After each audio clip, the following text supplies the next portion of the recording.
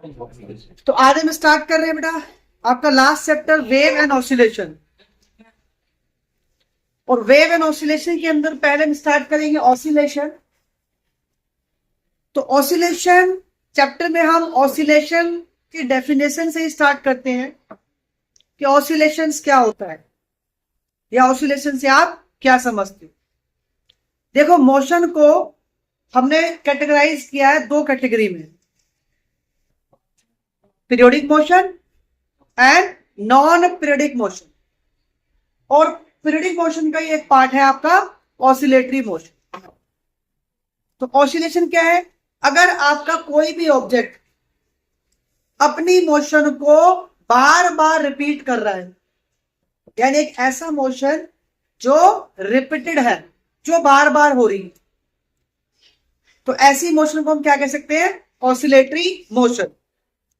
जैसे अर्थ का मोशन है अबाउट इट्स एक्सिस, अपने एक्सिस पर अर्थ अबाउट की क्या होती है? रोटेट होती है। और कैसे रोटेट होती है? बोलो।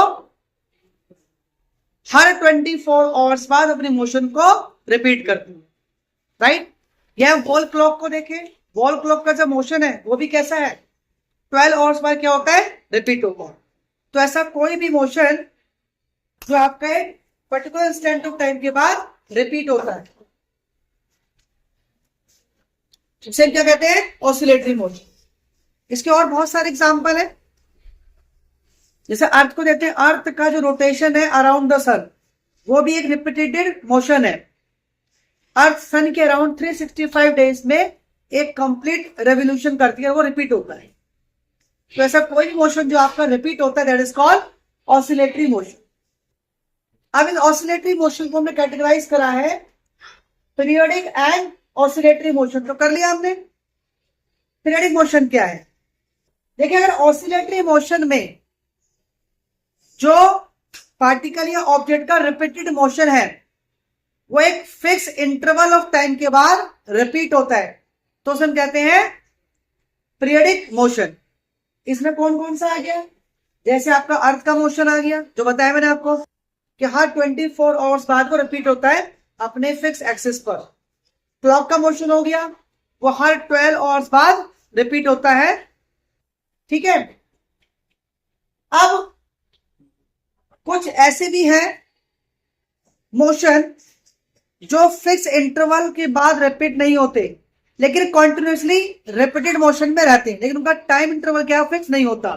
जैसे आपके पास एक पेंडुलम है, पेंडुलम समझते हो सारे? अगर किसी भी स्फेरिकल बॉडी को मैं एक थ्रेड की हेल्प से हैंग करता हूं, that system is called pendulum.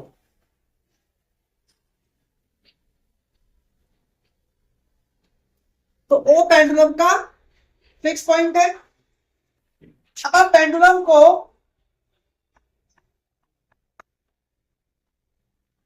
Right hand side में पॉइंट ए पे ले जाते हो और ए से इसको आप छोड़ देते हो।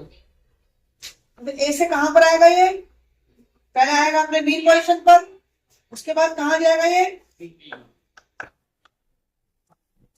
इसी पॉइंट बी पर जाएगा, फिर वापस बी से कहां आएगा? ए पर आएगा। यानी इसका जो मोशन है वो आपका रिपीट होता रहेगा पॉइंट ए पर। इस तरह के मूवमेंट को कहते हैं back and fro.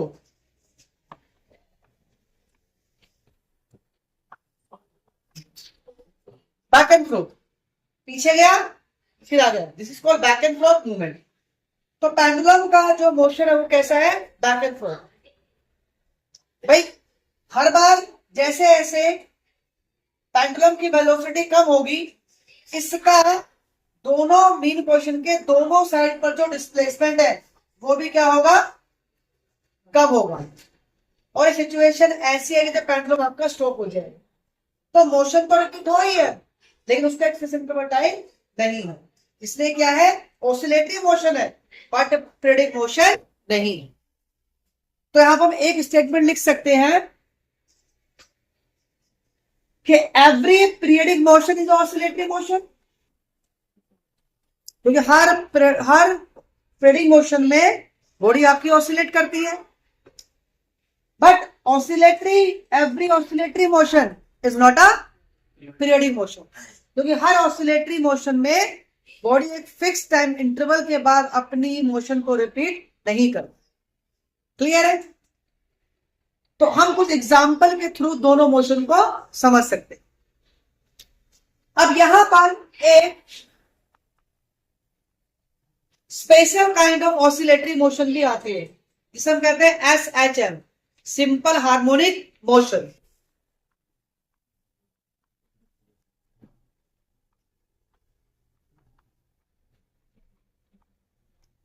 Simple harmonic motion, it is a kind of oscillatory motion. ये एक तरह का ऑसिलेटरी मोशन ही है, लेकिन डिफरेंस क्या है ऑसिलेटरी मोशन और सिंपल हार्मोनिक मोशन? पहले समझिए सिंपल हार्मोनिक मोशन क्या है।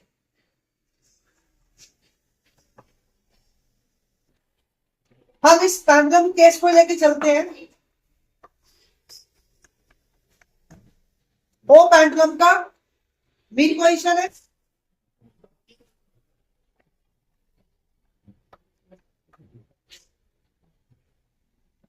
हम इसको राइट की तरफ वाई डिस्प्लेसमेंट तक लेके गए, ए पॉइंट पर लिया है। अब ए पॉइंट पर अगर हम इस स्फेरिकल बॉब को छोड़ेंगे तो ये पेंडुलम का जो बॉब है वो आपका वापस अपने मीन पोजीशन पर आएगा। लेकिन जब ये आएगा तो किसी ना किसी फोर्स की वजह से आएगा। तो जब हमको ओ से ए तक लेके गए तो हमने उसके ऊपर एक फोर्स लगाया, लेकिन जब हमने इसको ए को छोड़ा तो ये वापस अपनी पोजीशन को रिगेन करेगा। तो जब वापस अपनी पोजीशन को रिगेन करेगा तब भी इसके ऊपर कोई ना कोई फोर्स लगेगी। तो ऐसी फोर्स, जिस फोर्स की वजह से बॉडी अपनी पोजीशन को रिस्टोर करे, दैट फोर्स इज कॉल्ड